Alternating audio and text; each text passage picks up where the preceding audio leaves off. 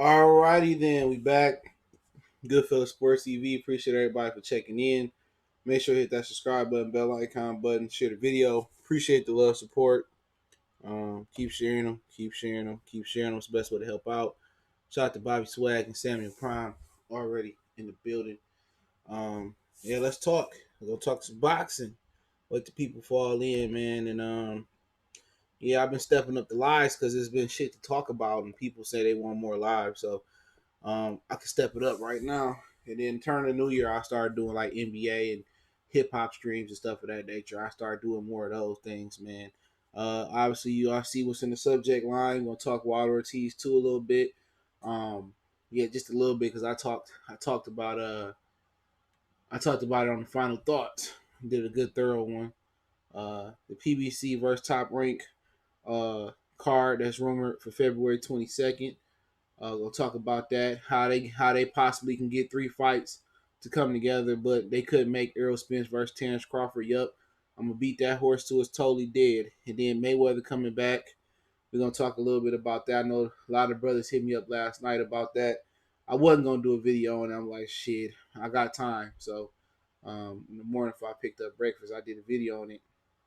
And then other than that, Lomachenko getting caught up in the live to WBC and whatever else boxing news we got going on. If you didn't watch the weigh-in, uh, Deontay Wilder undercard had two fighters that was televised on Fox Sports 1 that missed their weight. One guy missed it by like 4 or 6 pounds. The guy, Julio Cesar, who just fought Rigondeaux with a good fight versus Brandon Figueroa. And Luis Nery missed weight as well. So it was a lot of unprofessionalism going on the Wilder Ortiz card. Obviously, we had a heavyweight fight that nobody can miss weight on. So heavyweights are unlimited.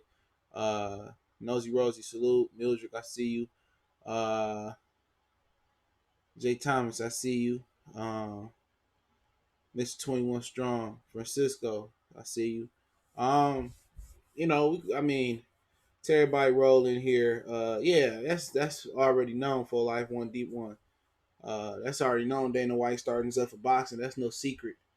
It's nothing new.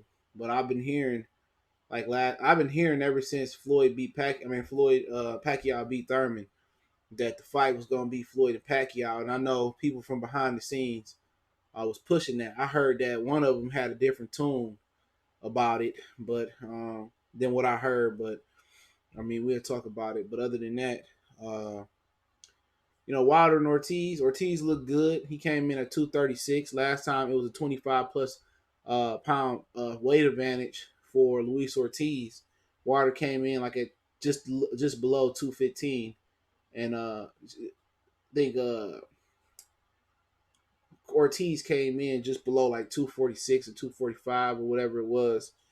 And this time Wilder, he gained about 5 pounds, depending on how you look at the ounces.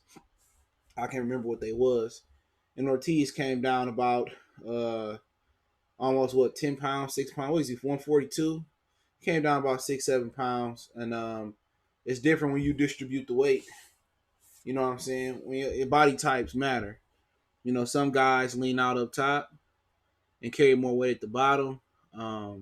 Some guys can lose, like Ortiz lost 6 pounds. Cody Walsh, a little long time no see. Some dudes can lose 6 pounds, you know what I'm saying, and it look like it's 20, 15 pounds. Body types matter. Like Wilder can look at 215, at 219 today, he looked like he 230. You know what I'm saying? But once you get a full look at how his body's distribute, most of it, he top heavy. You got guys that's top and bottom heavy that's proportioned the right way. And you got guys like Luis Ortiz, he lose about Ronnie Boy Fresh. He loses 6 pounds. It looked like 20. Different because he turned his bulky muscle. He went lean. You know what I'm saying? That's diet. That's training regimen. And also, he lost a little baby fat around the waist, and he just leaned out more. They train different. They put weight in different places. They lean the weight out, so he look a lot leaner. But lighter don't necessarily mean better, to be honest. And you're gonna see that with AJ. Hold on, you're gonna see that with AJ. You know what I'm saying? And when you see it with AJ, look at AJ. What he was, I don't know what he was last fight, like 255, whatever AJ was he 255, 260, whatever. And now you see AJ, he probably come in about 240, 244. It's gonna look like AJ lost like a whole person off of him. Like he lost a little baby midget. Like he lost 20, 30 pounds. Look how lean he looked. He just, I mean, some people just got that body type where they lose some weight. It look like they lose a lot of weight. And only thing he did was lean out. You know, probably more calisthenics, more cardio, trying to build that stamina. But the thing about boxing is speed equal power. You know what I'm saying? That velocity. So if Wilder was to put on like 20 pounds from when he fought Fury, about, let's say he came in about 233, he might not necessarily hit harder because he got more weight. He might not hit harder because maybe his power, most of his power is coming from his speed, his velocity. And just because Luis Ortiz lose weight or AJ lose weight, it don't mean they're gonna be more of an effective fighter. Coffee Universe salute. Make sure y'all subscribe to Coffee Channel. We talk about everything. You know what I'm saying? And it depends. You know what I'm saying?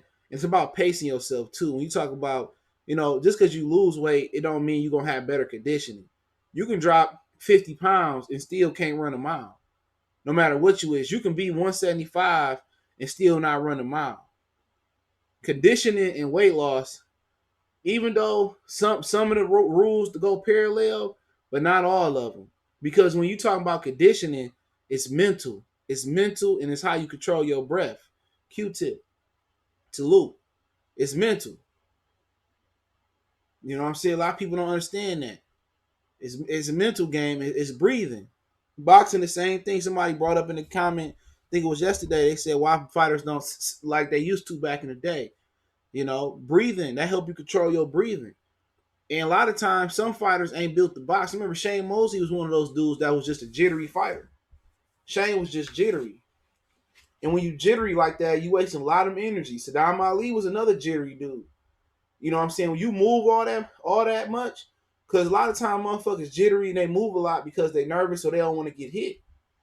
When you move for 12 rounds, like constantly, and you can't sit down and fight, you know, stationary, you know, and then when you do got to sit down and fight stationary, dude, you're not gonna have no stamina. A lot of people get burning out, confused with not having a chin. And I was in Town Business. I was in Town Business chat the other day, and they were saying, "Oh, Tony ain't got a chin." This one guy say he like Amir Khan or some shit, and I'm like, "No, Tony Harrison got a chin. He just gas out. That's the difference." So you can lose all the weight you want to. You know what I'm saying? You said Wilder and Ortiz didn't drug test. You think Ortiz took something? I believe they were drug tested. Wilder was big on drug test, but I don't know what's going on. The WBC ain't announcing weights for the PBC, and they ain't announcing drug tests. So I don't know. I can't tell you if they did or didn't. You know, but I mean, that's been the last few fights. Ronaldo too, salute.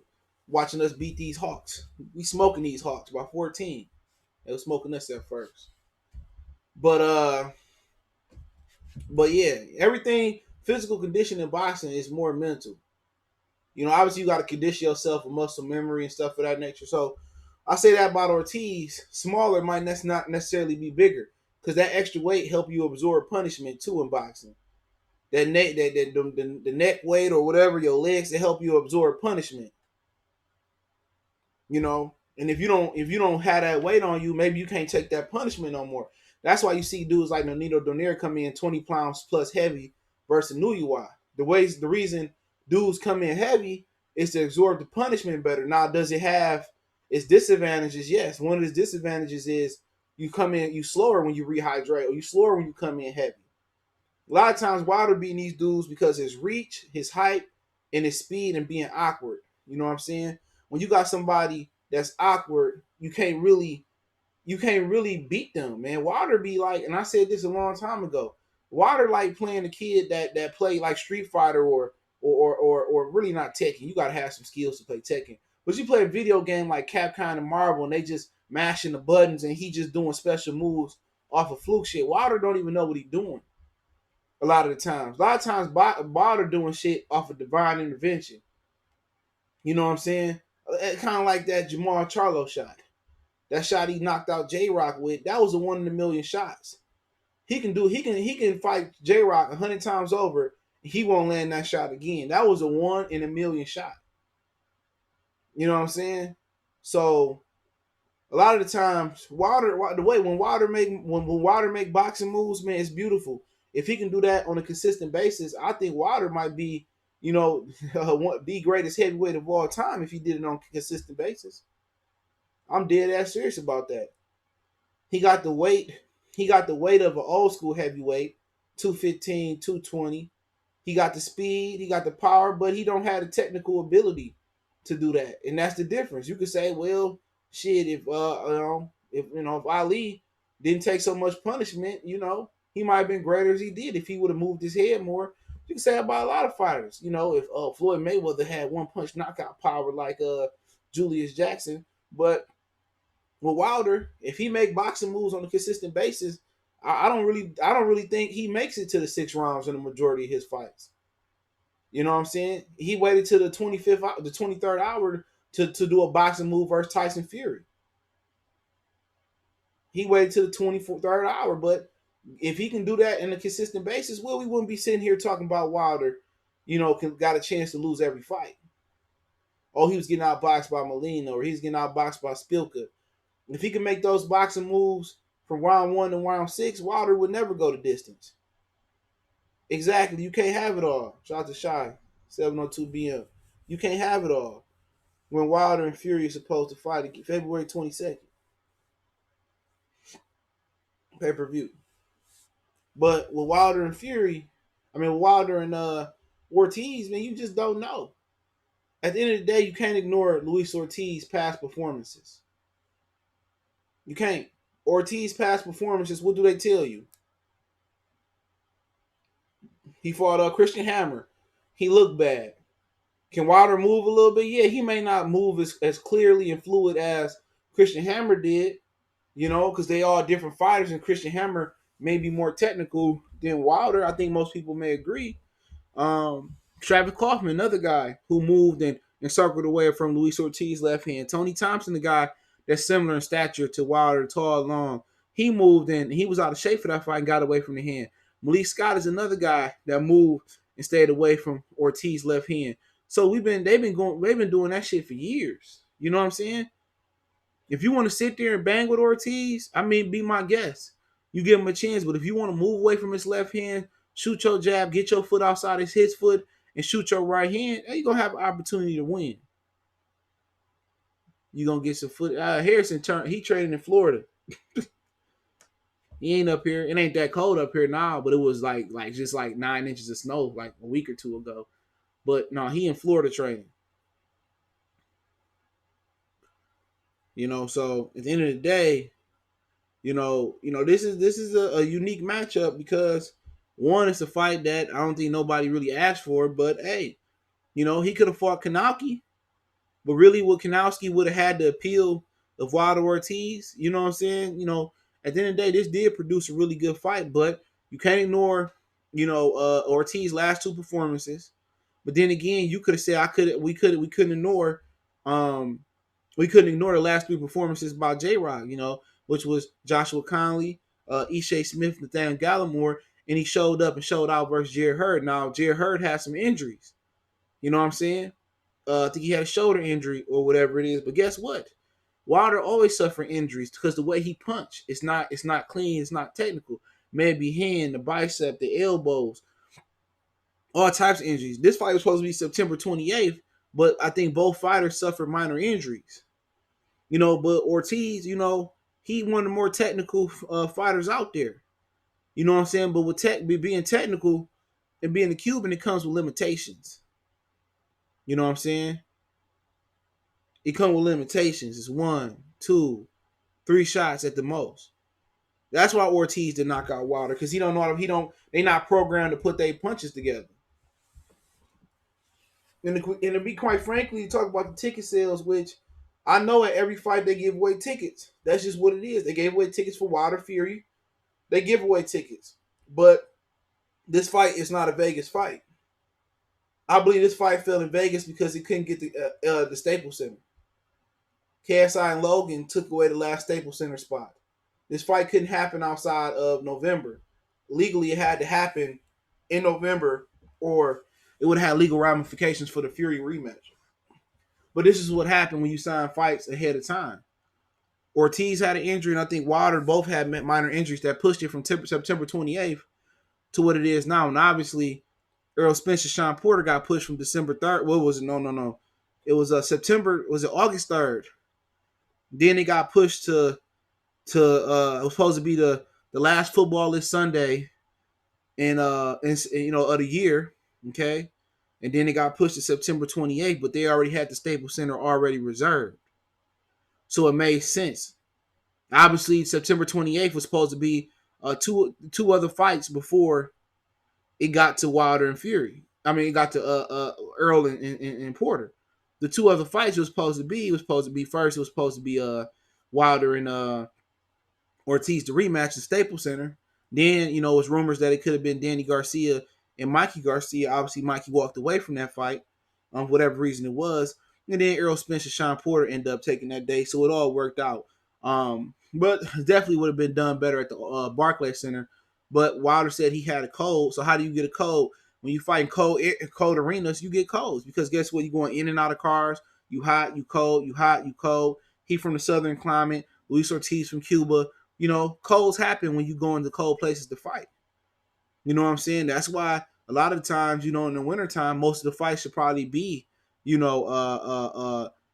Vegas and Texas and like stuff of that nature because a lot of if you ain't really you ain't from a cold climate area,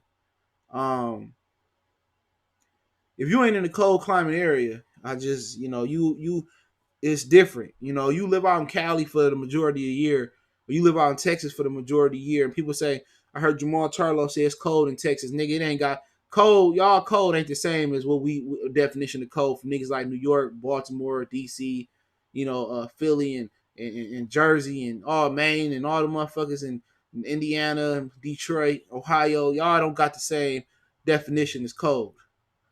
Okay, but if you ain't used to that cold, man, that can cause a lot of problems with blood flow, cause a lot of problems with with sicknesses and climate change. So it's a different animal.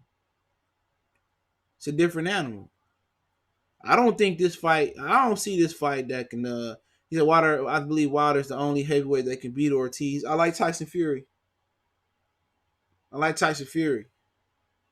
Now maybe not after the Aldo Wallin fight, but Tyson Fury got a really really bad style for Luis Ortiz. Tyson Fury got a bad style for him. He said the weather doesn't contribute to the cold or flu. It's just inflammation in the lungs and noses. I don't know about that. I know when it get cold, nigga, I'm sick. If I don't put a hat on my head, I'm sick. Real shit. You know what I'm saying? My feet cold, my head hurt. When my house get too cold, if I turn the heat down, I'm sick. My head get to hurt. You don't get up, man. I got summer colds from sleeping in front of the air conditioning and the fan. But when I stayed in Alabama, other than that, I ain't never got cold when I was hot. I ain't never got a cold in the heat. Only contributed to the air conditioning. That's it. Science may say that shit, but I beg to differ. Life experiences tell me something different. Sean, salute. Joseph say Wilder stops Fury in the rematch. Like I said, I was getting to that point about Wilder and Ortiz. See, with Jared Hurd for J-Rock didn't have three good performances leading up to that fight. They was pretty good. The Conley, Ishe Smith was in. The Gallimore was a little bit better, but like I said, man, this is Ortiz last hurrah. This Ortiz last hurrah. That's just what it boiled down to. He said, "I just I walk with just a t-shirt on -3 over here. I never got a cold. Well, you must be different from everybody else. If you go outside -3, nigga, you gonna be sick. Where I'm at, shit. Well, at least I'm gonna be sick. I could drink all the flaxseed oil and all the Theraflu I want to. Motherfucker gonna be sick. For real. This nigga missing layups and shit. Bum ass out the game. Q-Tip believe he with you. You don't get sick from the weather. He with you. I beg to differ. I beg to differ.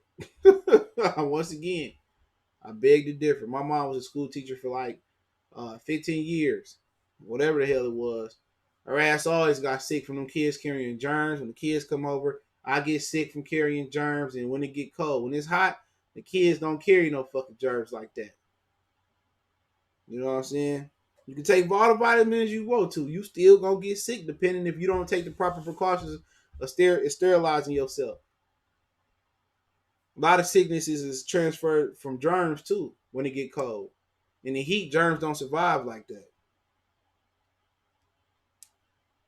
You know. I don't even know how to pronounce that shit. He said the area gets up to 50 degrees ain't shit to me. Cold or heat, it don't matter. Everybody different. I have an electric blanket to heat my bed because it's cold in the winter. Yeah, I gotta get another one. Fucking kid broke my shit. It was time to go. Electric blankets don't last. They good for like two years. You know, maybe 3. Cause then you gotta wash them and shit, and you fucking, or you know, you got a pet or whatever getting in your bed. Then they shed too. I'm gonna get one where it's 2-sided. You can control the climate on both sides, but you also can get a electric heating pad too, depending on if you just a little bit cold. But if you got a woman or you stay with kids, they want to heat up all the time. Fuck that. I ain't fucking with it. Trying to see. All diseases related to the diet, probably so. Niggas be getting air conditioned colds here in the summer. Yeah, for sure. Them might be worse than the actual winter colds. I will agree with that. Air conditioned colds the worst. He said cold, a good cold germ don't grow like that. That's why the county jails keep the temps in the 60s. That shit crazy.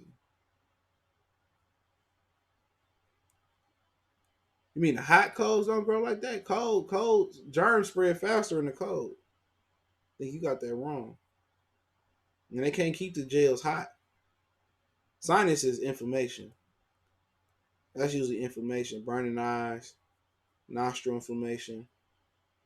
Now you do got some sicknesses where like sinus infections and shit like that. That's more, you know, like I think like inflammation and shit like that. That's a little different. I'm talking about like the flu cold, like the cold, like that type of cold. But sinus infection, you get that anytime. Especially as you get older, usually your sinuses get worse. Claritin, Benadryl. You got different sinus. You got different shit you can get too. But their condition keeps germs down. I don't believe that shit. I don't believe that shit. The air conditioning, yeah, when it's hot, yeah, when it's hot outside, yeah, but when it's cold outside, nigga, that's when you get sick. I'm telling you, dog. These niggas not washing their hands, germs grow in the cold. I'm telling you, you don't get them motherfucking you don't get those type of them type of sicknesses in the hot. I'm telling you. When it's hot outside, you might get an air conditioned cold, or you might get sinus infections, and your sinuses might fuck up. You don't see too many niggas you don't see nobody getting a cold unless it's a fan cold or air conditioned cold. Now, I understand they keep the hospitals cold and the jails cold and shit to a certain extent. When you talking about like freezing, 32 and below, anything below 32 is considered freezing. You talking about freezing cold, nigga? I'm telling you, dude. Don't wash your hands or go to the gym where niggas don't wash their hands. You don't wipe down your machine. See how quick you get sick. I'm telling you. You speaking to a nigga that done lived it for 30 something years almost. I'm telling you. In the wintertime, you don't get sick from touching the gas pump, or I mean in the summertime, you don't get sick from touching the gas pump or touching the doorknob. But man, you gonna get sick doing that shit without gloves on, without sterilizing your hand afterwards. Happens all the time. Especially if you don't treat your immune system right. For real. Tell you, you don't need no hand sanitizer in the summertime from getting sick at all. These niggas giving away free bikes and fucking TVs and shit on Black Friday. Art Van, Patrick White, salute. What's going on, Deshaun Johnson? Yeah, I ain't see the Sunny list, and I ain't got Showtime no more. I canceled that shit. I can get it on the Fire Stick though. I can get that. But other than Wilder and Ortiz, I think it's gonna be a good fight. But I do think it's a few heavyweights that can fuck with Ortiz. I think well Fury. Ortiz ain't the same fighter no more. He might prove me wrong come Saturday, but Fury for sure. Well, not the Fury that fought Otto Wallin, you know what I'm saying? But Fury one of the guys that I think he got bad style for him. Other than that, I think Kownacki, he can either get beat or beat him or get knocked out. Uh I can't even think of nobody else. Joseph Parker, no. The boys, I don't think he's ready for that type of opposition yet. Uh, FN Jobway, no, he gets slept. Uh, really, I think it's maybe them two. Ruiz is one. I think he can fuck with him. Depending on what he do, December 7th. Usyk and Ortiz would be that'd be a different fight. Because I say this, Ricky salute. I'm gonna say this. The reason why Usyk and Ortiz will be a different fight, even if he didn't fight Wilder, he'll fight Usyk next, is because what Usyk does well is Ortiz's weakness. You talking about fleet of foot, quick feet and using the ring. Ortiz can't follow Usyk around the ring.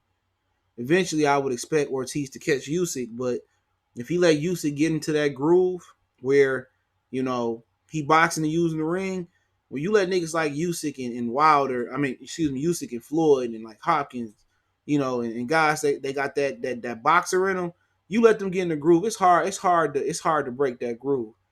Ortiz is smoke fucking Chisora. That's like putting Starberries to Jordans. You know what I'm saying? He smoke him. Now, you talking about Chisora, like Chisora and Usyk could be a good fight because Usyk ain't been no heavyweight long, and Chisora got the style that can bully Usyk a little bit, but Ortiz ain't got that style that bully Usyk. Ortiz is a patient fighter. Now, if Ortiz get you hurt, he will try to go for the kill, but he ain't really no stone cold finisher on this level. He can finish some guys, but you don't really never see Ortiz early on stopping dudes, and he was King Kong, but he ain't really putting no savage assault on avalanche on dudes. He ain't really putting 3, 4, 5, 6, 7, 8, 9 punches together like that. That's why he didn't get Wilder out of there. But Usyk could be boxing his ass. You know what I'm saying? Yeah, Hargraves. I ain't seen a lot of that Felipe Hargrove guy. I heard he pretty good. You know what I'm saying? He said Hargroves, the boys, Usyk, Ruiz, Fury all beat Ortiz. I disagree. I don't think the boys ready yet.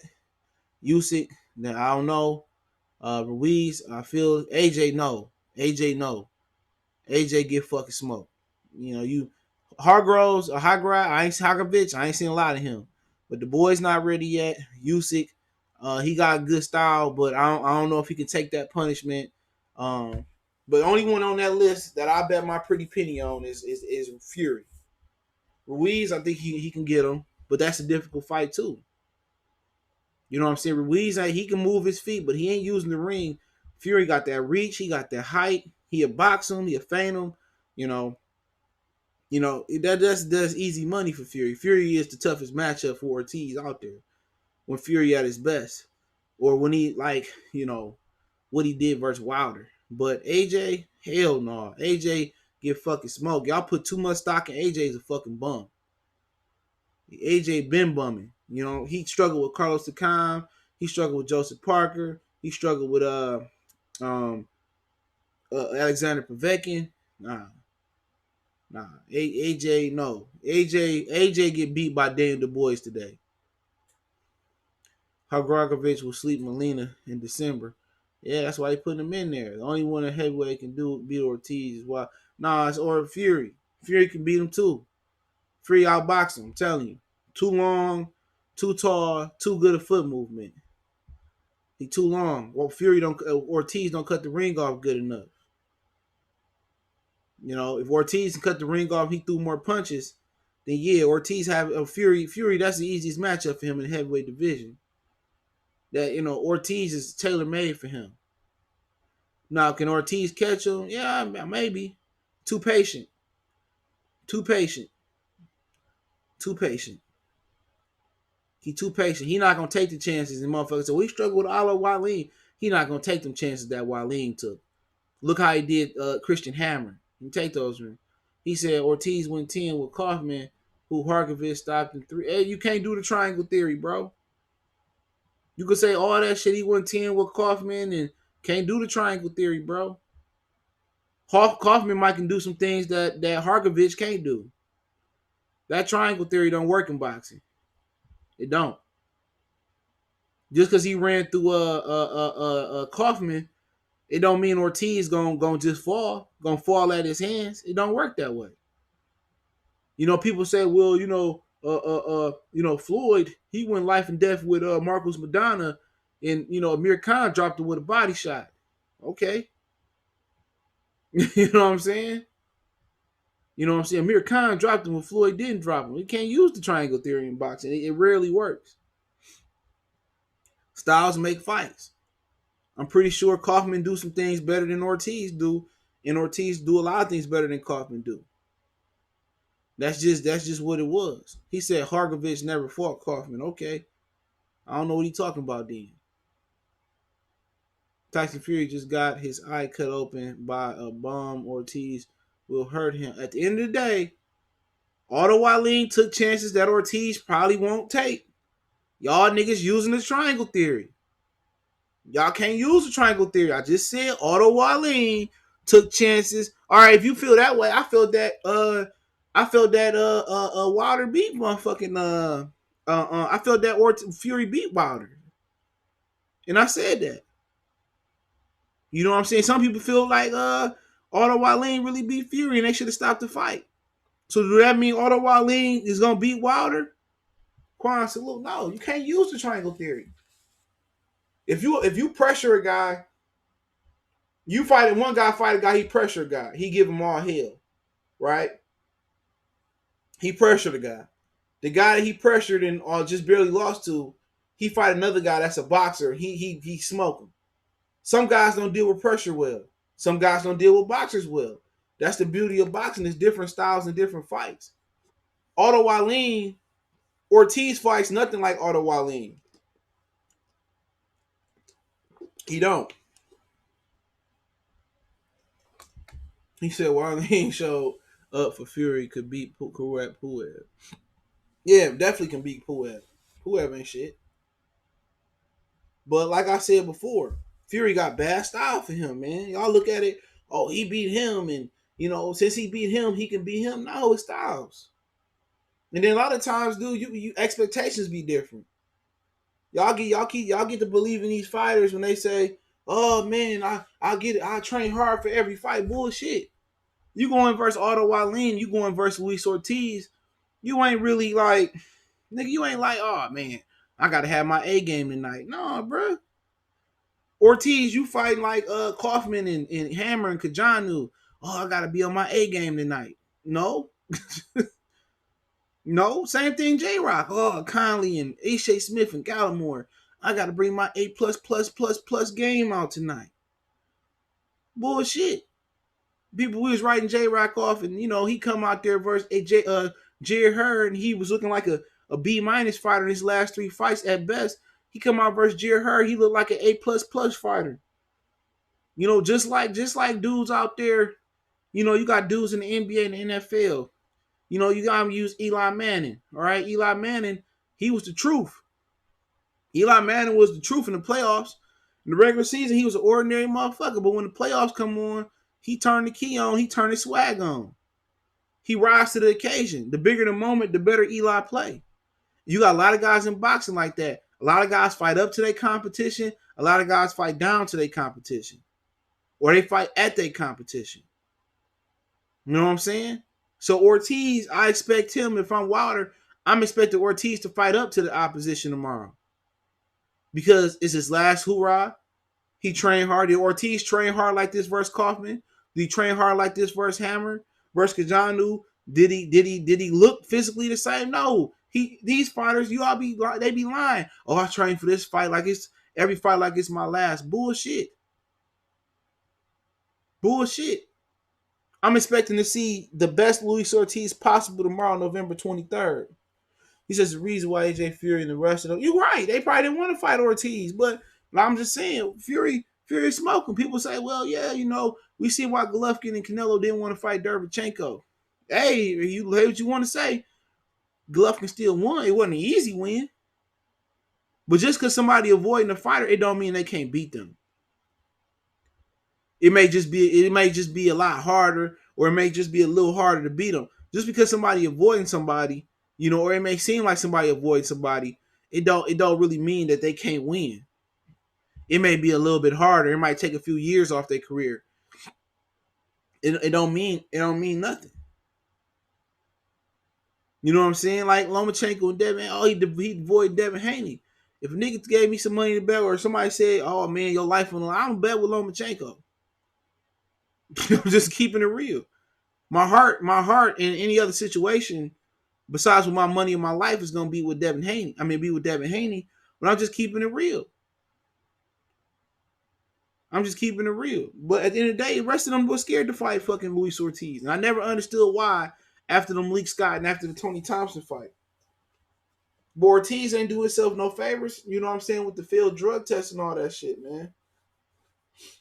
And then they got the nerve today at the weigh-in to show highlights from the Latif Coyote fight, which was considered a no contest because he failed the drug test. Yeah, I posted the mugshot up on I didn't know it was a mugshot. I didn't know what the fuck it was, but somebody sent it to me. I posted it on Instagram. Hold on. But at the end of the day, he says Josh Beasley said what buzzed me out of King Kong never been a champ while water playing with fire. At the end of the day, he could have fought Kownacki. We can talk about Kownacki in a minute. He could have fought another bum fight, but hey, he feel bad for him. He feel bad for a situation. He feel like he got unfinished business, and at the end of the day, he playing with fire. He play with fire. Fuck it. It's good for us. And if Water lose, then the internet gonna get turned upside down. But you know what? He ain't scared of you lose. When motherfuckers go around talking about AJ and all this shit, man, AJ fought to lose. When AJ got his belts, every belt AJ added to his collection made AJ more tentative. It made AJ more reserved. He was fighting like he had something to lose. He didn't fight with no reckless abandonment. He didn't fight with like taking no chances. And Wilder's showing you that, hey, at the end of the day, I'm still taking chances out here. I might be playing with fire. I might be Evel Knievel, but I'm still taking chances out here. AJ wasn't taking no chance fighting Big Baby Miller. Povetkin and Hunter, I don't know too much about Hunter. A lot. I seen him fight his last fight. I'm not impressed with him. I was more impressed when he lost to Usyk, to be honest, at cruiserweight. And yeah, exactly. AJ fought not to lose. Wilder not scared to take risks, but it's a little different when you got, when you punching like Wilder do. Wilder got the ultimate bailout card. But hey, it is what it is. Let's talk about this PBC and this top rank card they planning on making. You got Sergey Lipinets. They could be fighting for the interim or the vacant IBF welterweight belt, depending on what happened with Errol Spence. They still discussing it and stuff of that nature. But yeah, and he fighting the guy that just beat Luis Collazo. We call him Qdoba on this channel. And then today, according to sources, I think Mike Coppinger broke this story that they also paying Adam Kownacki and kubrat Pulev for the vacant IBF belt. So it's believed if Ruiz is able to beat AJ again, that AJ is gonna drop. Ruiz is gonna drop the IBF, and I guess defend his WBO versus Alexander Usyk. So right now, I heard from behind the scenes that I guess all that can be a possibility. Like it's still up in the air about what's gonna happen, but so you're gonna have two IBF title fights in Kownacki and Pulev, and then Luis Collazo and Qdoba, and then you're gonna have a Fury and Wilder WBC title fight. So it's gonna pit a 3-fight card so far with PBC versus Top Rank. And remember when the narrative was, oh, Al Haymon don't do business with PBC, and oh, Bob Arum not fair enough. Well, then again, you got 3 title fights putting PBC and Top Rank fighters in there together. You know what I'm saying? So I think Lippy, I think Qdoba could too. I think that's a good fight. I talked a little bit about it yesterday. That's a good fight.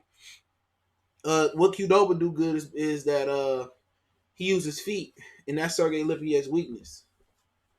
But I talk more in detail about it down the road. But with the narrative is being killed. See, they claim motherfuckers claim they control the narrative. No, you create a narrative. You know what I'm saying? Controlling the narrative and creating a narrative, two different things.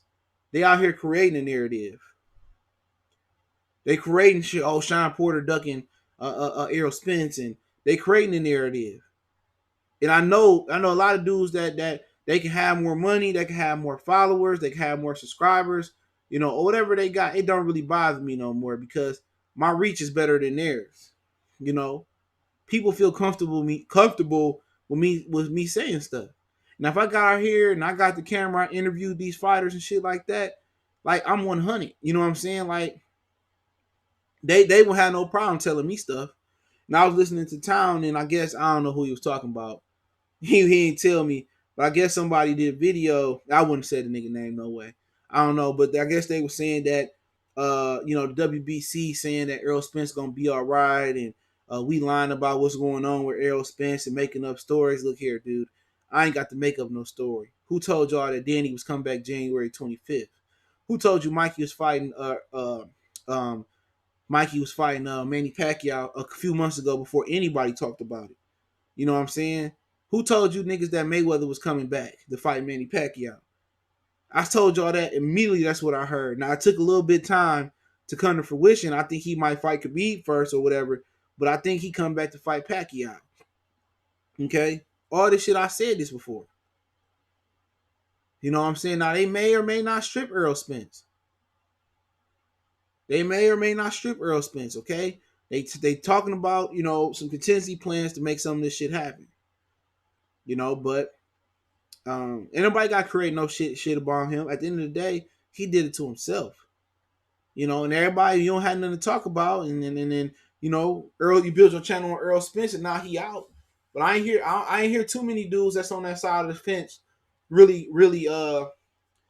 get no game on how he was wrong, and Earl got to do better. Nah, man, y'all should have blasted him like y'all blast anybody else that did that situation. He was reckless, and when Keith Thurman did it,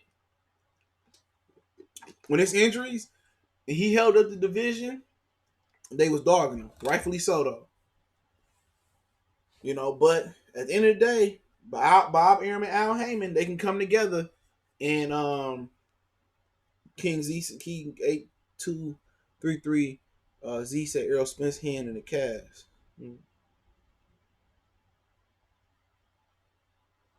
Hold on.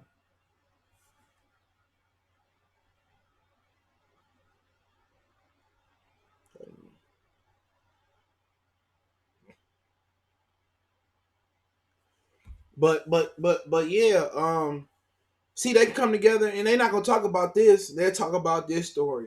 They'll talk about this propaganda. They'll talk about this fake narrative they create. But they're not gonna talk about how PBC and Top Rank might do a full card. It may end up being the fourth fight on there. It may end up only being one fight of Top Rank versus PBC. It may end up being none if Wilder don't win, or in general, it may not end up being nothing. But in the hypothetical, if they do have three fight, they do put a whole card together. And I don't understand why you put three fight cards together, PBC and Top Rank. You might as well make a fourth. They got 3 title fights on that pay per view. You got a guy from Pulev, from wherever he from. You got Kownacki, who pose to bring a lot of fans. You got the Qdoba guy, he from Uzbekistan. I don't know where he from. And Lippy, that's from Kazakhstan. And Wilder and Fury. So all they got to do is put a Mexican on there, dog. All they got to do is bring a Mexican. Oh man, they might as well go ahead and throw Gary Russell and Miguel Burchett on that hoe. Real talk. They might as well throw Gary Russell and Miguel Burchett on there. Shit, you know what they could do? If they didn't want to throw a Mexican on there, man, they could throw motherfucking No Nito Donaire and Rigondeaux on there. It wouldn't cost them nothing. Throw the rematch on there. It wouldn't cost them nothing. They could throw a Nuyuwai on there. They could throw a Nuyuwai and the fucking they can do a New UI, and if old boy can come back, Luis Nery in a New UI. Real talk, they can do Luis Nery in a New UI. Santa Cruz come back versus Tank on pay-per-view. He got an option to pick Gary Russell. But there's a lot of fights they can do over there. Carlos Adames win.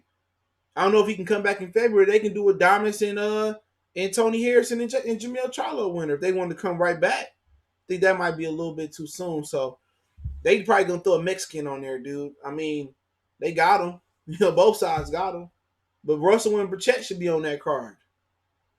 That card to be firecrackers. His hand in the cast and the picture. That's why the dude really covering up and Errol's hand was in his pocket. All right. I wonder what was on his hand.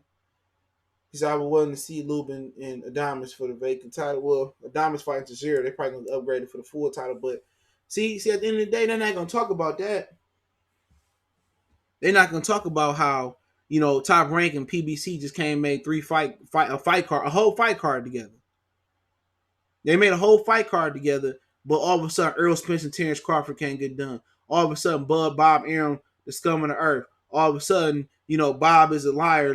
Bob is sneaky. Bob is conniving. Oh, I don't trust Bob Arum. Al Haymon trusted him enough to do a whole pay-per-view card with him.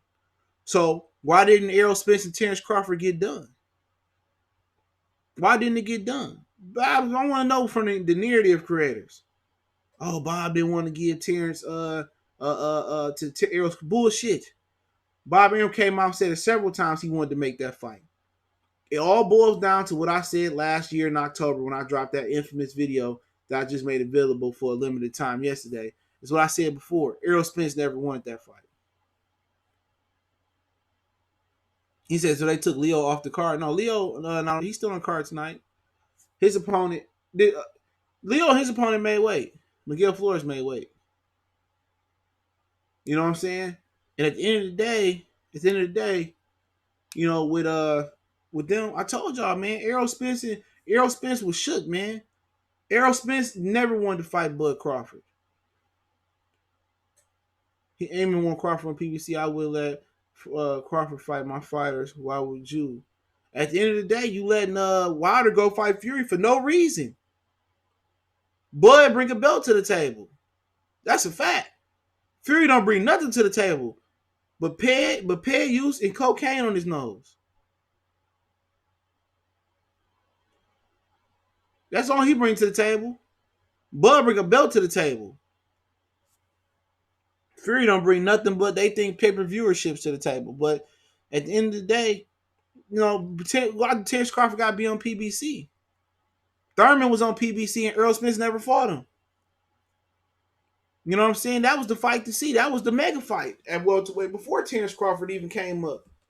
They never made that fight, so you could be on the same side of the street and it's not happening. Errol Spence, Manny Pacquiao. Now it's not going to happen. It may have never happened. Floyd was going to probably come back as soon as Manny Pacquiao said, oh, man, as soon as Manny and Errol agreed to fight before it announced, and Floyd would have came back and took the fight from him. Let's just keep it 100. Let's just keep it all the way a buck. I'm gonna say he needs to, but if I'm Haymon, I would. It ain't no wood no more. It's over with. Why? If Errol can't beat motherfucking Terence Crawford, then how far can he go when off smoke and mirrors? You know, because a lot of things Terence Crawford can do, some of them dudes at 54 can do. Or was it always about Errol Spence cashing out versus Pacquiao, or cashing out or cashing in versus Canelo Alvarez? Ain't no way in hell he could have beat Canelo Alvarez. And a lot of people end up admitting it, but when I said it, people wanted to blast me. I'm a hater. Oh, you just hating on Bud because of Black Fight Fan TV. I mean, Errol because of Black Fight Fan TV. Nigga, everything I said, I supported with facts. Everything I said, I supported it with facts. Unless I was just joking around. But they knew Errol Spence couldn't beat Terence Crawford. Now, we didn't always see it that way. I know I didn't. I really woke up to Terence Crawford like, at not just as a welterweight and as a pound for pound. I woke up when he beat the shit out of Felix Diaz, bro. Yup, Postal and Ramirez is top ranked PBC too. It's the fourth fight they done made. All of a sudden, top rank and PBC making fights as soon as Errol Spence not available no more, because they know if they make these fights, while Errol Spence got this is one of the one. Every time you look at the situation, it's the good and the bad. It's something good that come from it, and it's something bad that come from it. At the end of the day, you don't live on from life no more. But guess what? You ain't got no bills no more. You ain't got to pay child support. You ain't got to pay that car note. You ain't got to pay rent no more. Every time a situation happens, it's a good and a bad about it. It depends on how you look at it. Half empty, half full, a quarter full, quarter empty. It depends on how you look at your situation. And going back to a year ago, man, when I did that infamous video, I went from like 8,800 subscribers down to like 78 or 7,500 subscribers, dog. I didn't cry over spilled milk. I'm like, all right, it is what it is. You know what I'm saying? I'm like, sometimes you got to destroy the build. That may not make sense. You can't always renovate. Sometimes you got to burn it down and rebuild it back up. If for Errol Spence, one of the positive things that came around is he no longer had Bud Crawford problems. Now he got an excuse to sneak out the division. Now he got an excuse to move up and get out the division. Now people ain't gonna be critical of what he's doing. Or he's not gonna get blasted that bad because people feel bad for a situation. This was the perfect thing to happen to avoid Bud.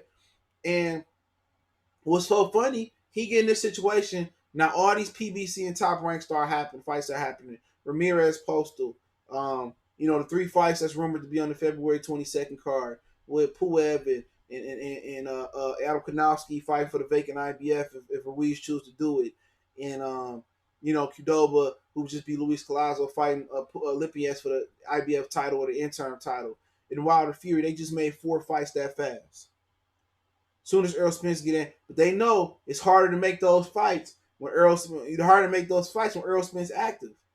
But you know what? That's another reason they ordered Errol Spence fight so quick. Errol Spence had a fight day before he got done beating Sean Porter. He had a fight day January 25th. That was the overplay for the underplay. You gotta pay attention. It's the overplay for the underplay. You ain't never seen nobody unless it's a Wilder Fury situation, where it's a big pay-per-view and they both win their next fights and then they gonna line up. You know what I'm saying? All of a sudden, that's the reason why. And I ain't even thought it this way. Sometimes I'll be talking or I might be doing a video and I might have an epiphany. I might put 1 and 1 or 2 to 2 together. I'm like, damn, that's why they did that. You know what I'm saying? That's why they did that. That's why they gave Errol Spence a fight day so quick. They gave him a pay-per-view January 25th so quick. So when they made these fights with Top Rank, which they knew because Postal Ramirez they already had ordered that. And then they know, Fox and ESPN, they about to do a fight card together. So they already in negotiations saying, oh yeah, we know we gotta do that. We know we gotta do that. So that's why they gave Errol Spence a fight so quick.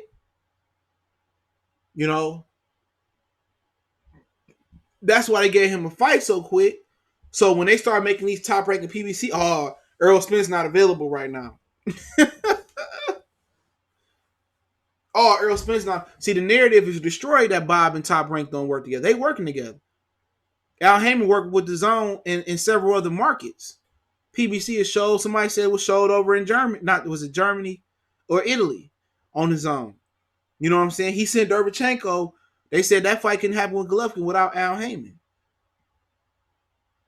Lomachenko got more money fighting Triple G than he would have got versus Canelo. That just tell you how Oscar rocking. See, that's why they ordered Errol Spence fight so quick, so he wouldn't get that backlash.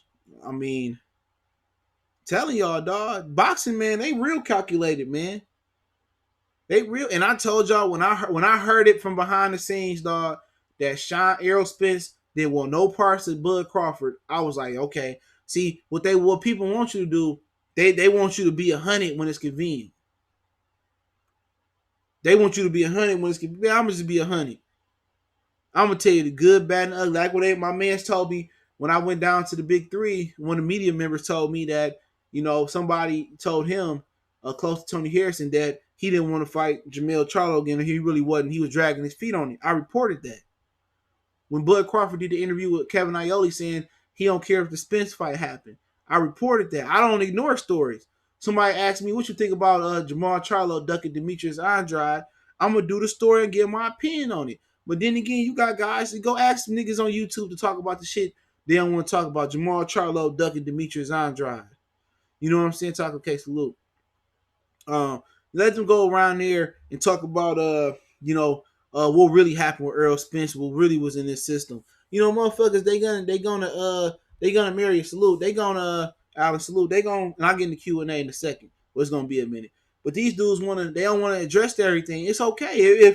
If Errol Spence go in there and he pile drive Terence to the into the canvas, I'm gonna give a nigga his credit. It's not that deep.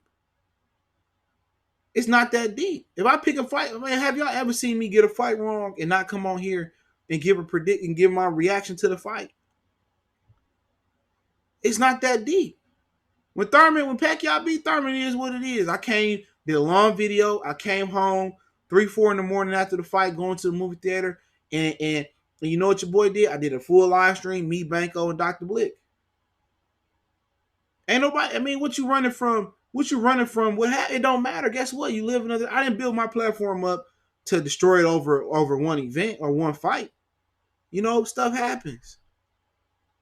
People told me, well, yesterday the other day, shit, you be wrong a lot, man. Shit, who really giving their predictions on wax, nigga? All my predictions, if you put breakdown prediction or prediction with my name in a search engine, all of them gonna come up. I got a whole playlist of breakdown predictions. Trey, salute. Tax salute. The Eggator, salute. Don't matter. If you're wrong, you're wrong. But at least I title my shit Breakdown Prediction, Wilder Fury. Breakdown Prediction, Spence Brook.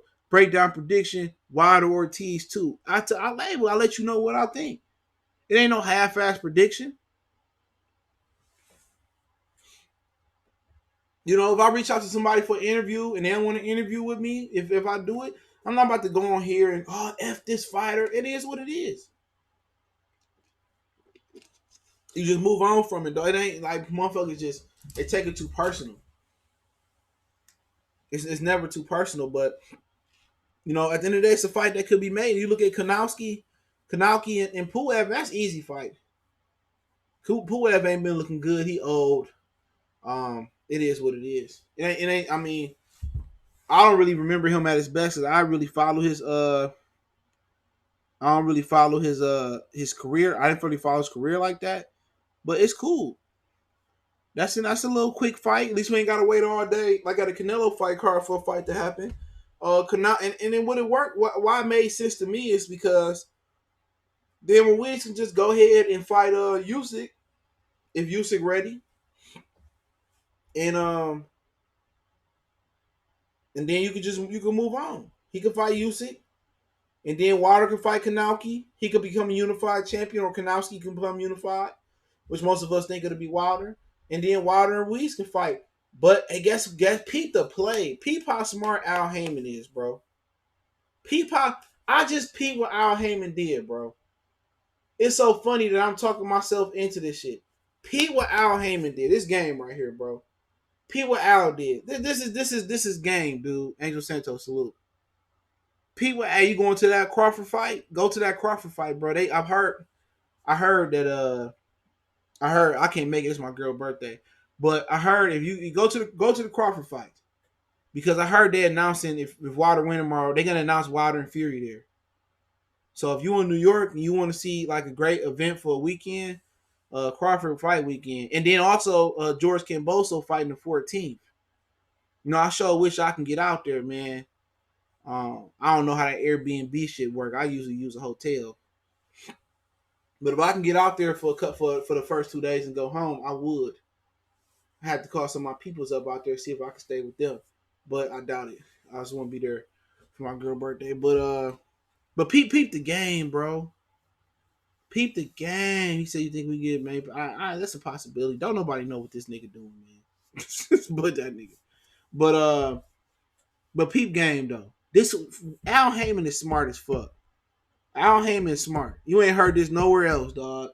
You ain't heard this nowhere else. If this scenario is true, which is still a rumor, where and I'm gonna reiterate it. If Ruiz beat AJ, which all this Wilder got to win, and Ruiz beat AJ, Andy Ruiz would drop the IBF belt. Now they paid $20,000 to keep that belt. On God, they paid $20,000 to keep that belt. I think it was 20, right? And I'm thinking like they don't acknowledge the WBO, so why just they don't drop the WBO, right? This is why. Because if Ruiz carry all three belts, right? He carry all three. He go into a 3-belt fight with Alexander Usyk. He lose to Usyk, which is a possibility. Most people might say it's a high possibility. But if he lose to Usyk, right? He lose all three belts. So the power go right back to Eddie Hearn. Y'all, for people where I'm going, but if Ruiz dropped the belt, right? And then Kownacki and Pulev fight for the belt on the Wilder undercard, I like my chances. Really, I like my chances better than Ruiz versus Usyk for 3 belts. And then Ruiz got to turn around and fight in May again. I like my chances with Ruiz and Usyk. I like my chances, with Pulev and Kownacki more than I like my chances with Ruiz and Usyk. So if Usyk win, Usyk only get 2 titles. So Eddie Hearn can't pull the bullshit that he pulled with the division. You know what I'm saying? So then you turn around and Kownacki and he beat Pulev and Wilder retained his WBC belt versus Fury and Ortiz before that. So then you break Wilder and Kownacki. Wilder still got 2 belts, so it's not a situation where Eddie Hearn get 3 belts again. So what Al Haymon is doing is saying you're gonna drop this belt, you're gonna have an opportunity to get it back. And if Usyk beat Ruiz, Usyk only win 2 belts, but he still control half of the division. He still control half of the division. Al Haymon is a fucking genius, dog. Because had he ran Usyk over there, had he ran Ruiz over there, and he lose to Usyk or whatever, he lose all 3 belts. The division go back to Eddie Hearn. What Eddie Hearn was banking on if Joshua don't win, I got Usyk to pick up the 3 belts. Al Haymon saying, "No, we're gonna release that belt and we're gonna get it back, and it's gonna sell more tickets by banking Kownacki a title fight in Vegas." You know how many Polish people gonna go out there for Kownacki? Nigga, Al Haymon is a genius, bro. Al Haymon is a genius. You know, you think about that scenario, bro. It makes perfectly good sense. You know what I'm saying? He got respect for Usyk. You know, but at the end of the day, Kownacki got a great style to beat Usyk. He got the perfect style to beat Usyk. And Wilder got a great opportunity and style to beat Usyk. I don't believe Usyk beat them all. Basically, exactly, he shouldn't lose to Pulev. Al Haymon is like phenomenal, bro. That was like I didn't look at it that way until I actually started talking to y'all. But it makes perfect sense. It's like I remember I was listening to the Offset song Clout, right? And this is a YouTuber called Omiya Hellcat. I don't know if y'all watch him. His name Omiya Hellcat. Go check his channel out. Long story short, his house got raided by the feds. Okay, I believe I thought he was joking, but it happened. And you know he the YouTuber that got like 1,000 cars, and they seized all his cars for copyright infringement, and then they said for him not paying his 2016 tax invasions, but he said he was supposed to give him to the end of the year. They was working on his taxes, but the taxes was water under the bridge. You could pay that off, and you can that's a speeding ticket. But he found the glitch in the TV copyrights where he created an IBTV channel called Gears, and he found the glitch, and he became with a net worth of $50 million. Okay, I use that story to say this. One of the niggas that was in the live chat while we was watching it, he said, "Man, you ain't got no money put up." And obviously you're not going to get the feds, you know, you're not going to get the feds, you know, all their money. You know, you're not gonna get the feds all your game. And I remember Offset said in the Clout song, he said, I think I was at the line, he said, I'm gonna take the crown off your head like Mike did Elvis. He said, what he say? Shawty gonna Shawty DM, I'm straight, I ain't gonna buy them the bait. I put 2 mil in my safe just in case it don't go my way. You feel me? You know how tough that line is, bro? He said, I take the crown off your head like Mike did Elvis. I might be a little bit off on the lyrics. He said, I take the crown off your head like Mike did Elvis. Shorty DM me, I'm straight. I'm not gonna bite on the bait. Put 2 mil in the safe just in case it don't go my way. You get it? Like nigga, like only bright niggas in the street get it. Natasha, salute. But you get it? That's what Al Haymon did. Like I'm not gonna put 3 million. I'm not gonna put 3 belts in there and send Ruiz to the zone because the zone gonna make a massive offer to Ruiz. I'm not gonna put 3 belts in. I'm not gonna put 3 belts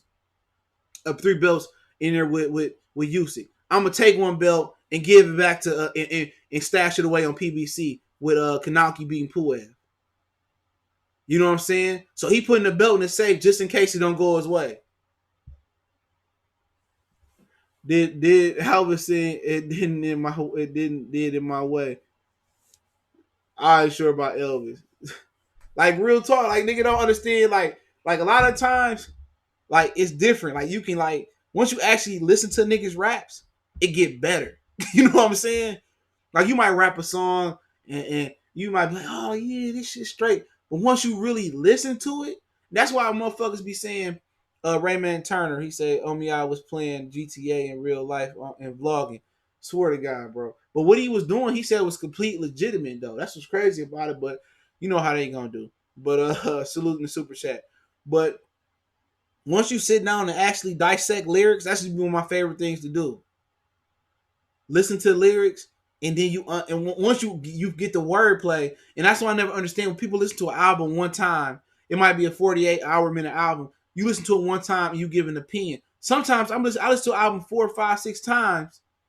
I might listen to my head on my headphones. I might listen on my stereo cleaning up. I might listen to it in a car. I gotta listen to an album 4, 5, 6 times because if I listen to it, when I listen to it 2, 3 times over, I find songs that I didn't like when I first heard it, and I start finding it. I start hearing lyrics and really listening to lyrics and breaking them down. Like, damn, that shit tough. And I think a lot of raps go over people's head that's not this era. And that was a dope line, dog. Like that was hella dope. Cause that's like he was like motherfuckers say like the Migos don't be saying nothing, but nigga low key they be giving the game though. You just they talk a little fast for you. But what Jeezy say, I'm talking fast, but I ain't talking fast, you listening slow. I'm gonna check that Elvis shit out. You know, he was spitting on that bitch. Like I'm like, okay, I get it. I'm listening to Carl, like, I get it. You know, and Al Haymon doing the same thing. Al Haymon treat this boxing shit like street shit. I was talking to one of my mans this a while ago. We was talking about boxing shit, and he was saying I appreciate how Al Haymon move because Al Haymon move like a street nigga. Now, when it come to boxing as a fan, it ain't good for us. To a certain extent, it don't become good for us. But Al Haymon treat this shit like boxing. He got to deal with the zone. He gonna be working with Al Haymon. I mean, he gonna work with Bob Arum. Al Haymon don't really care. You know what I'm saying? Who bringing the bricks? You know what I'm saying?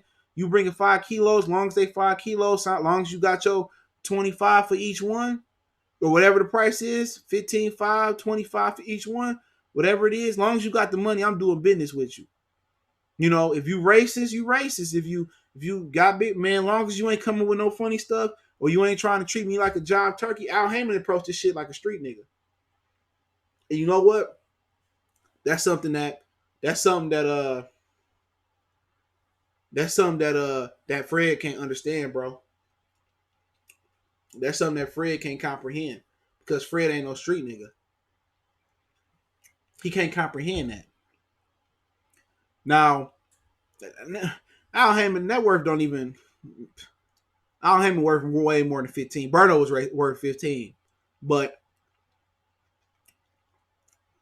the thing about it is, Al moved like a street nigga, and as a boxing fan, I can't appreciate that. because I want to see the fights. Okay, but as a person looking at it from a business aspect, you know what I'm saying? From a business aspect, like the dude is a genius. The dude is a genius. Just as like I said that offset line, bro. I said it again. The nigga say I take the crown off your head like Mike did Elvis. Shorty want to DM me, I'm straight. I'm not gonna bite on the bait. You know what I'm saying? I put $2 million in my safe just in case it don't go my way. Al say shit. Okay, when Ruiz get past AJ, we gonna drop the IBF because they paid 20 bands for him to keep the IBF. We gonna drop the IBF. You heard me? He gonna drop the IBF. We gonna stash it with Kownacki. He gonna beat Pulev. We gonna make Pulev and Wilder gonna be a unified champion, or Kownacki gonna be a unified champion. So I'm stashing the belt away. So Eddie Hearn think he about to control the division. At best, you're gonna have half the division. But at best, my guy, shout out to Leading, salute. But at best, my guy is still the ticket puller, and you can't play us with no 60-40 or 70-30%. Because without Wilder, Usyk ain't shit. So you're not about to get 3 belts and hold them hostage with Usyk. At best, you're going to get 2. I'm going to stash this belt away and get it to Wilder. So worst case scenario, Wilder can tell his kids and Wilder legacy he can be a unified champion. Terrell Bill, salute. Terrell Bill. Pay, excuse me. He said Al Haymon be working at least 40 of the 48 lost. Facts. He probably working all 48. He probably working 100 we ain't even heard about. But that's just fantastic business sense. But you only as strong as the people that support you. You know what I'm saying? He ain't got Sam Watson next to him for no reason, or Sylvia and Tim Smith. They in the position they in because, you know, they bring something to the table. You only as smart as your team. You know? They say 20 million minimum. But the guarantee they send to the Nevada is 3, but he guaranteed 20, and or Ortiz guaranteed 7. And when I heard the Shelly Pickle said he guaranteed 3, that's standard pay-per-view talk, but a lot of them dudes be guaranteed a lot more. Manny was guaranteed 10 million to fight Mike and Thurman, but his real guarantee was 20 million. So Fox outbidded Showtime for this fight. That's just what it boiled down to. And I knew it was gonna get more money, more guaranteed money than 3, because they had a big bidding for the fight. He got 20 million to fight Dominic Brazil too. He sure did. Yep. He got 20 million to fight Dominic Brazil. Yep. CBS made sure he got that money to keep Wilder on Showtime. Yep. He getting 20. Yep. Go check Dan Rayfield page. He gonna get more than 20. Just they had to put up more guaranteed money than any other network, and Fox paid the money for Wilder. That's the difference. Yep. So Wilder gonna get taken care of. They eating over there, man. I ain't gonna lie. A lot of them niggas eating over there. No, 3 is the what they could report to the commission. When Fury fought, was it Waling, whoever he fought with Tom Swords, they only reported he made 1.5 or 2 million for the fight. But Fury ended up making 12 or 13 for the fight. It might be more than that. Wilder getting 20 million. I don't know why y'all don't believe it. Wilder getting his money. I don't know. I ain't following the Forbes this year. But Wilder getting his money. They gave him that 20 million, bro. Pacquiao got 20 million guarantee. But he got way more on the back end because his pay-per-view is probably going to be more successful. But, yeah, Wilder getting the bag, bro. What you think? If it's like basically, if his real guarantee was only going to be, use your brain. If his real guarantee was only going to be for the fight $4.5 million, because Ortiz getting 1.5 guarantee, you know what I'm saying, and Wilder getting 3. That's that 3 point. What's that? That's what it's at. $4.5 million. You telling me that they couldn't just put that on regular TV? Think about that for a minute. If the fight purse was only $4.5 million and that's all they was gonna make, why put it on pay-per-view? You can put that on regular TV. They got $4.5 million. They got 4.5 to give.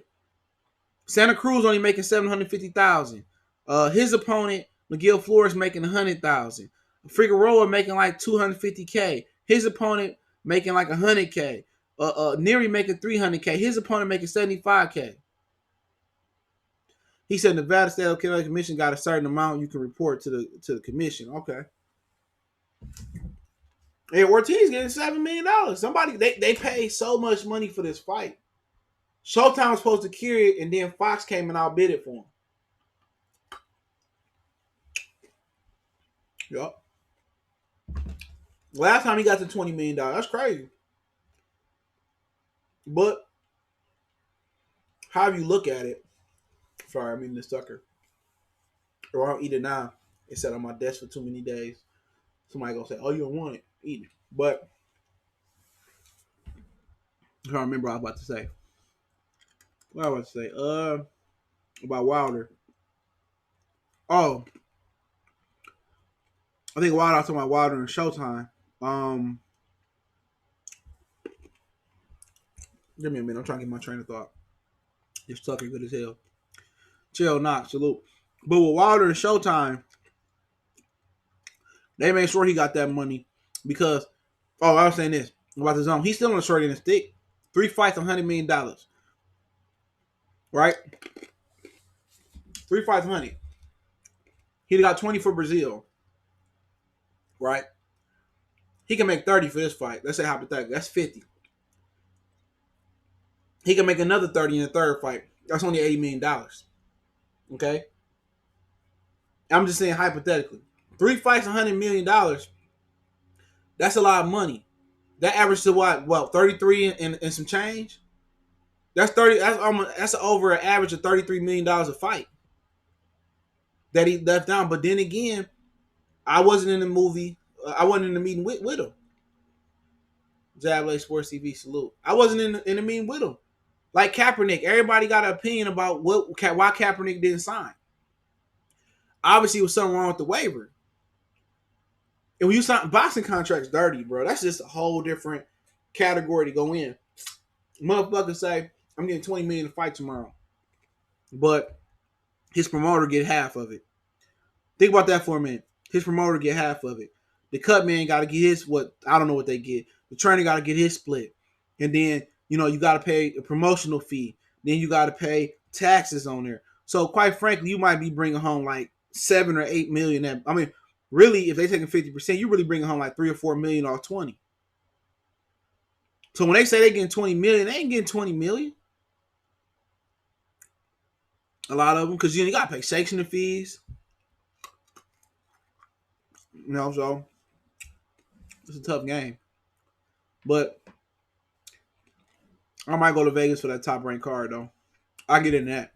If I don't, it don't matter. I get into that. He said Wilder get paid peanuts compared to Joshua, but I believe Wilder's leaving. You don't know what Joshua getting. They say he getting 75 million. All right? I'm probably eating sucker. It's good.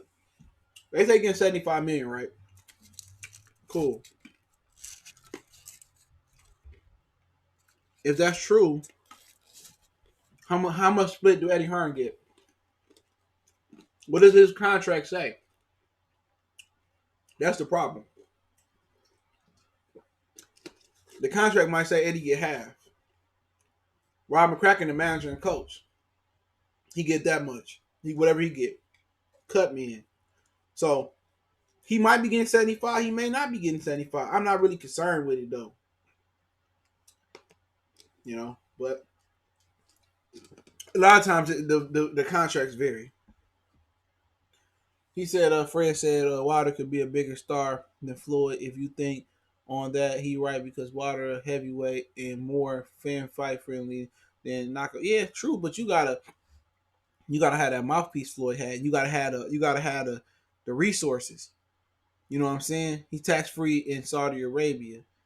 Don't he still gotta pay taxes to the United Kingdom though, right? They still gonna want their money, but you might be right. He said Eddie Hearn been lying on AJ Britt. He probably is. It is what it is. You can't say it, but he could be. But you got it. He don't have the resources Floyd had. Floyd had the mouthpiece, and Floyd had Oscar De La Hoya. We talking about pay-per-view star. Once again, he had Oscar De La Hoya.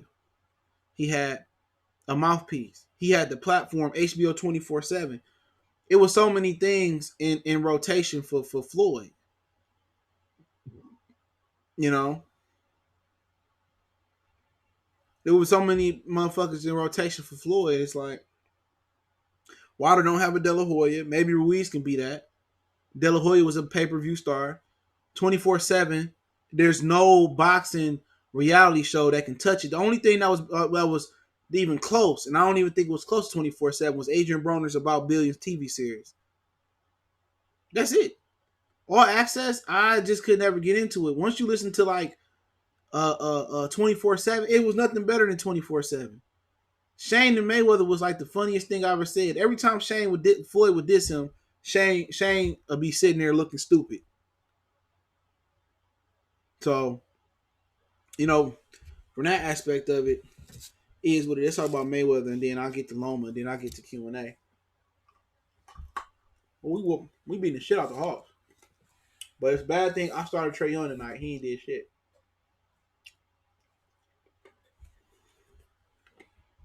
He ain't did shit. Civil, salute. But people get mad about Floyd, but I've said this from the beginning. And people saying, well, he won't fight Pacquiao. He gonna fight Khabib, or he gonna fight Masvidal. Man, don't nobody know shit but Floyd and Dana White. So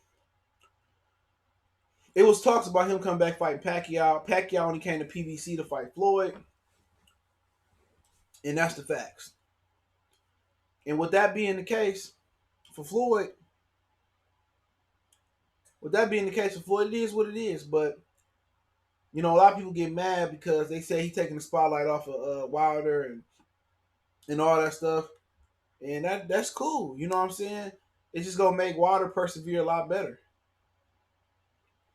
But I wasn't surprised because that's what I had heard. They have been trying to force Floyd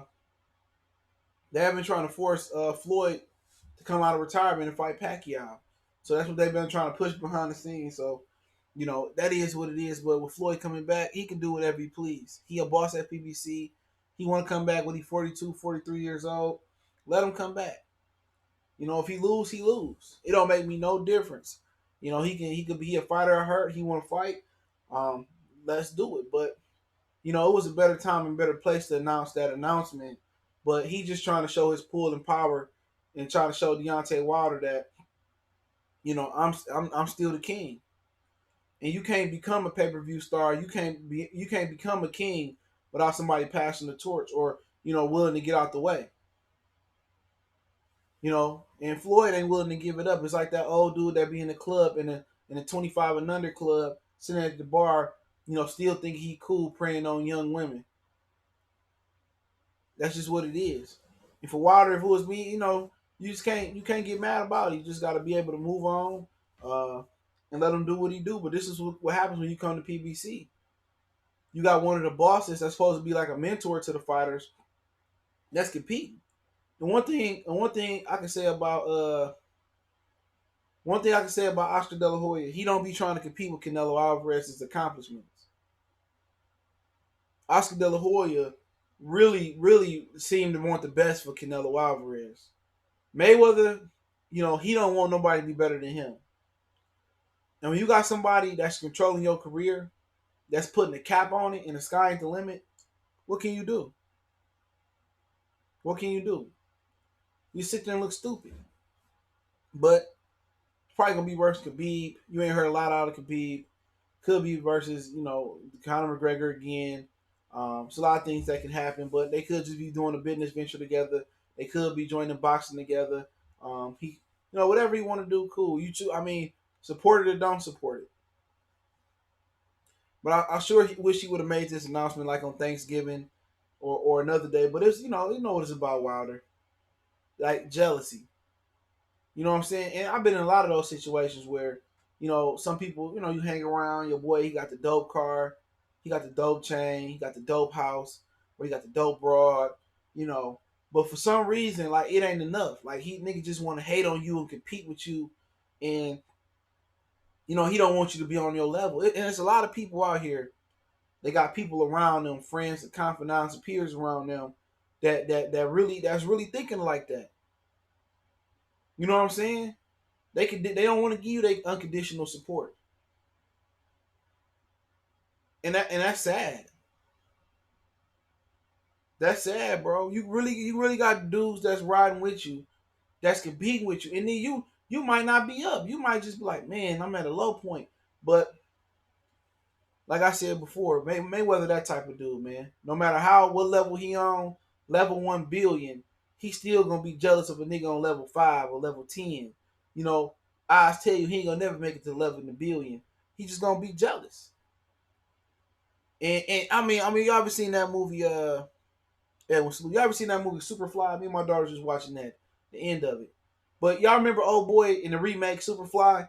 He got all this money. He got the Snow Patrol. He got the dope whip. He got money, life going good. But he was just a hating ass dude, bro. He would just hate on everything, no matter what. He just hated him. He just hated him. He was just a hater, dude.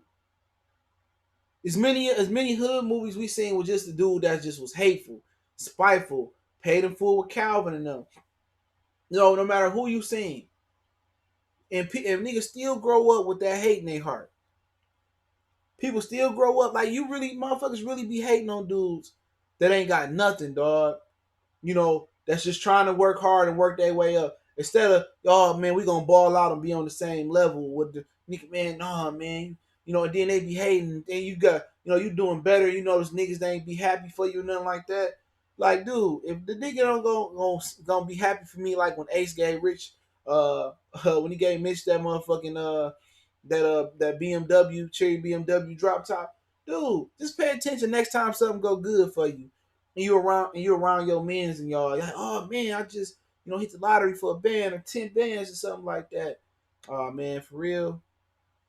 For real. Yeah, I'm talking about him, Jules. Salute Bushido Boxing. I go subscribe to Bushido Boxing channel. For real. That's how niggas be though, bro.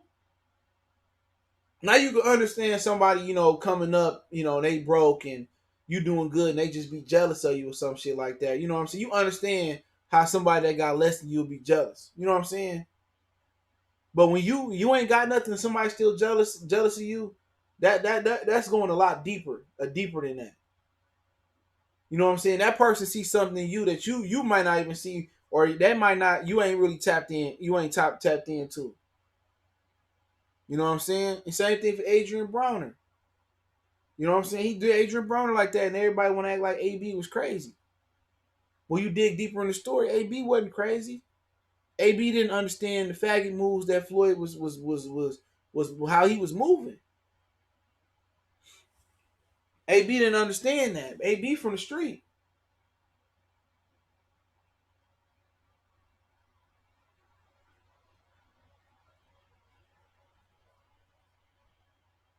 For real.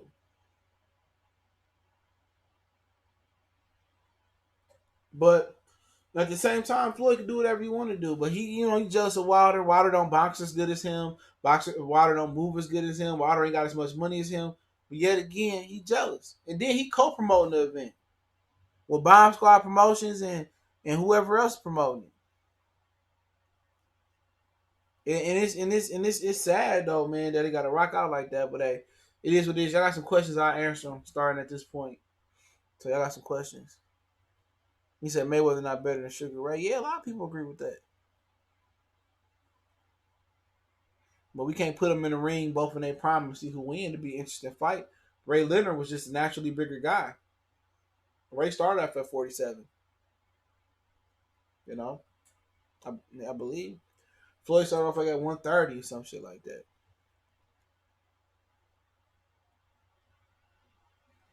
I don't even know what this dude is.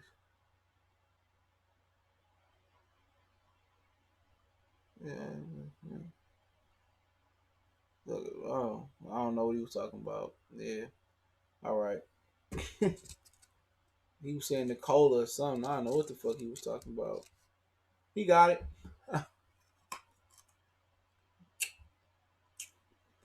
I guess it was because a threat was being crossed the pond.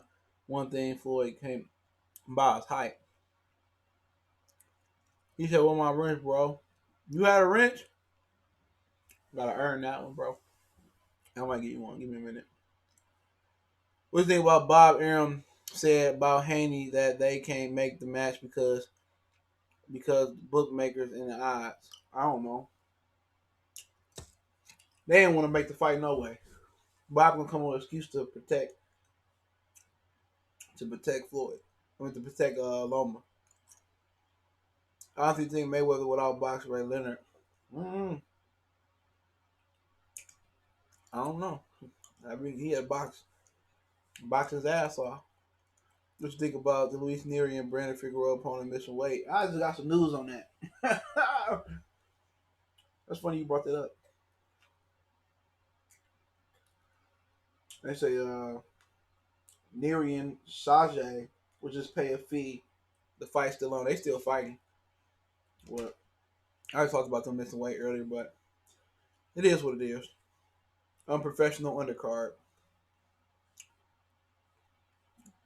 He's a F Floyd, not Garcia. His name ain't Mayweather. He said Luis Nery fight canceled. He didn't try to lose. No, they said they're still fighting. His opponent is accepting more money to fight. Why Nery didn't try to lose that pound he had in 2 hours. I mean, I guess he felt that he couldn't make it.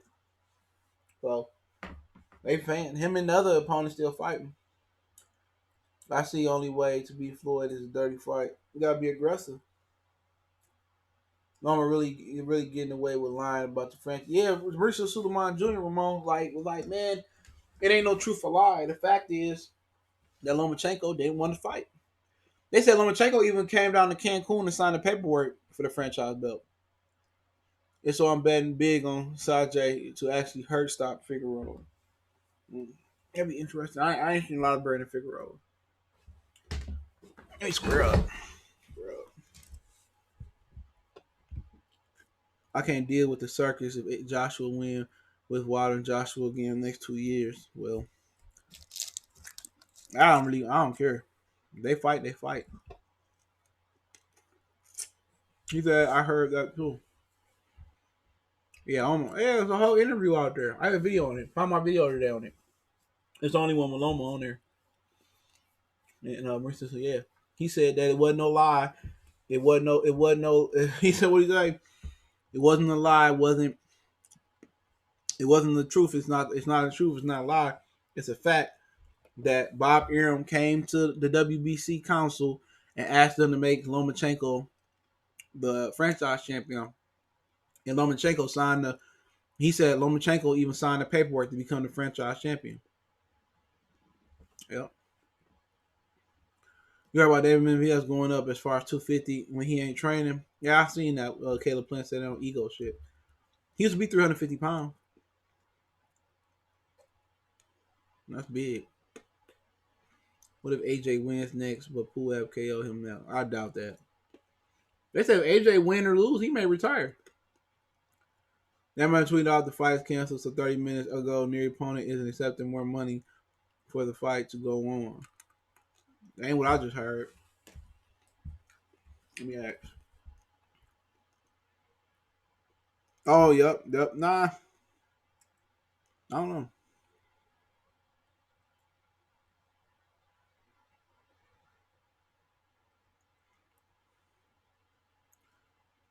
Man, Rodriguez only making 75,000. Why Mayweather and Trinidad didn't happen at 47? I think that was too. They was they at 47 at the same time?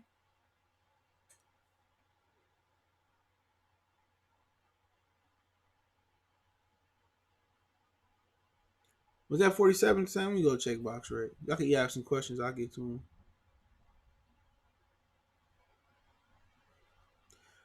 I get to sleep in tomorrow, which I'm not gonna sleep in, but let me check.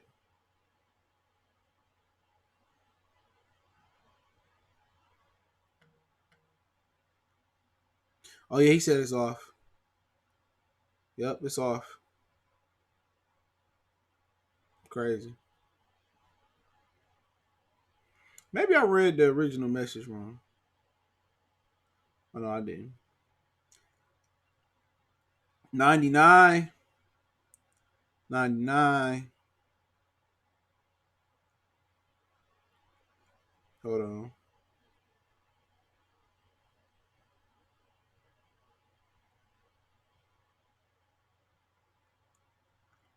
Yeah, I don't think Floyd was at welterweight the same time as Trinidad. That's why that didn't happen.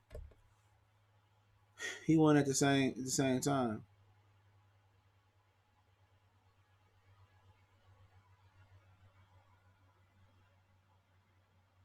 Hold on. Casico fighting tomorrow. Yeah, I forgot. Yeah, he fighting the dude that Figueroa that Luis that Leo Santa Cruz was trying to fight. What's that dude? Rene Alvarado. Yeah, he fighting him tomorrow night. Which he should be fighting for the real Super WBA title. Lomachenko is a pillow-fisted puncher. Great white hype job of the damn century. I can't wait to take where Devin Haney sleep Loma to real Knox. Jules says funny because I'm pretty sure Haney and Loma will be bigger than anyone else. Loma will fight. There are good fighters, but no stars around like him. Agreed. You see that mugshot of Spence? Yeah, I seen it. Somebody said that looks like if he fought Terence Crawford. Damn. Granted, I went to 54-60 long before then. I figured I had to double check. Young Jeff saying Watson was looking at those fighters who couldn't make weight and discuss. Yeah, especially with a Mexican supposed to fight in the card and it's off. You really ain't, man. You really ain't selling no tickets. About Vegas, is it me or is it just think Haney not that good? Just saying. I mean, depending on what you're looking at. He 20-year-old kid. He ain't a finished product. I think Loma would get him. I like him, but I think it's a little bit premature. But Jules Santana say, I hate how, because white men fight 400 amateur fights, they give him and shit like he didn't in the pros. I don't know when black fighter in the second fight get a title shot. It's BS. Yeah, he paid money to get that title shot though. That's crazy, but he paid money to get them ranked that high. Canelo knocks out Billy Joe Saunders. Yeah, I don't know about knockout, but hey, Casico is fighting tomorrow. Okay, Floyd with our class and Clown Trinidad. That'd have been a good fight. Trinidad had a lethal left hook, and Trinidad was another big welterweight. He's another big welterweight. I think Floyd had too much perpetual movement for him. Trinidad retired around 0405 after he beat Rinky Wright. He didn't come back till '08 and fight Roy at 170. Floyd ain't get to 47 like '06. You heard Keyshawn Davis amateur. I wonder why the new media won't support him in the 2020 Olympics. They don't really cover Olympic fights, but yeah, I heard about him, bro. He really good fighter from Jersey, right? Him and that Khalid Cole guy, and the Khalid Cole's from Jersey. He good fighter too. Yeah, it's off. What's good, Rasheed Times? Some people don't know the UK. I've been to the US, my family here, but I come to the UK. Then chat your shit, make your own opinion, not internet opinion. Salute. Young Jeff, they should let Wilder brother open up the pay-per-view card. Then since Fury off it, why not? Casico is a fight I'm watching. I'll rather watch than that Santa Cruz bum bash. Yep, the guy Casico fighting is who Santa Cruz tried to fight before. Billy Joe takes a dive. I don't know, man. Billy Joe might have too much pride to take a dive. But Billy Joe just want to get his bread though, so you might be on to something.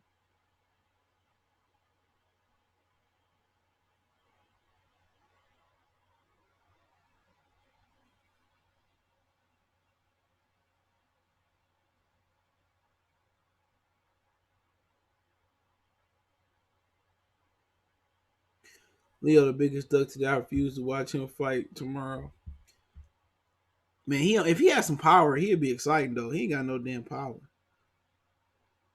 Who watching the Wilder fights? Yeah, I'm going to the movies to catch it, Jeff. I think Loma dope, but he has trouble with tall, lanky like Luke Campbell. Remember, Lopez had trouble with those dimensions too. I don't know. Who on Lomachenko's resume fucks with Haney up, fuck Haney over. So hey, be interesting. Interesting. Leo got the audacity to talk shit about Loma. It ain't the first time he said it though. That ain't the first time Cuz said it. He he been talking shit about that nigga, man.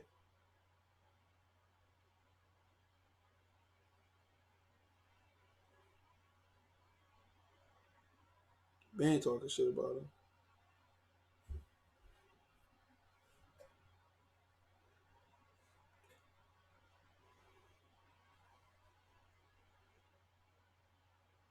Man, give me 1 minute.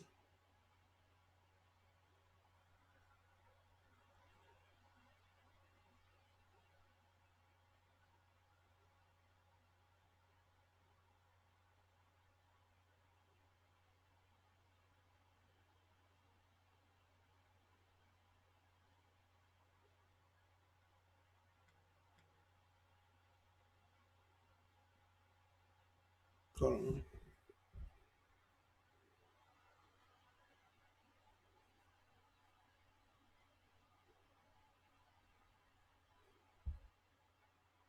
One second.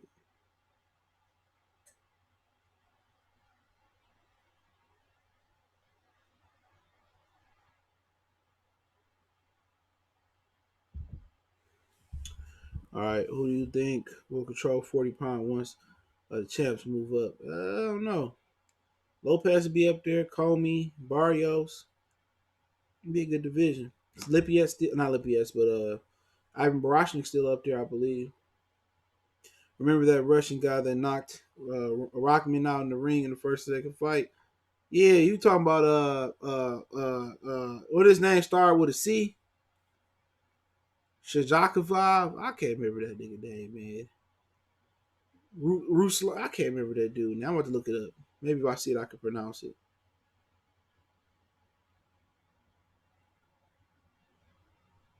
Hold on.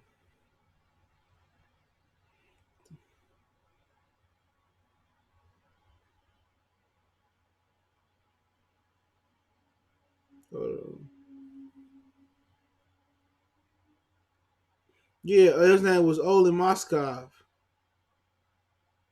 Yep.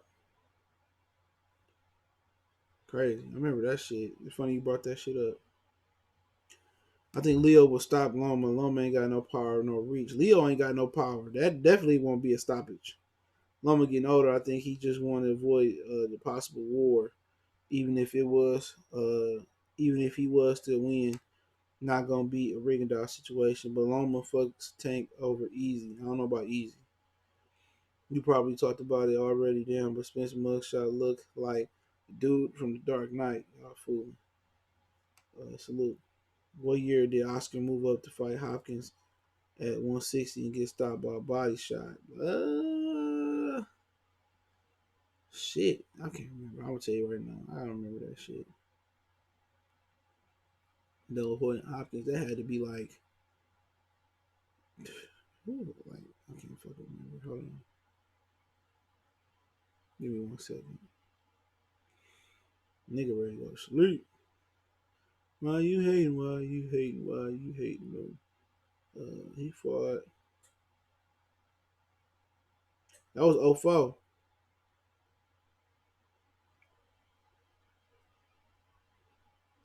That was '04.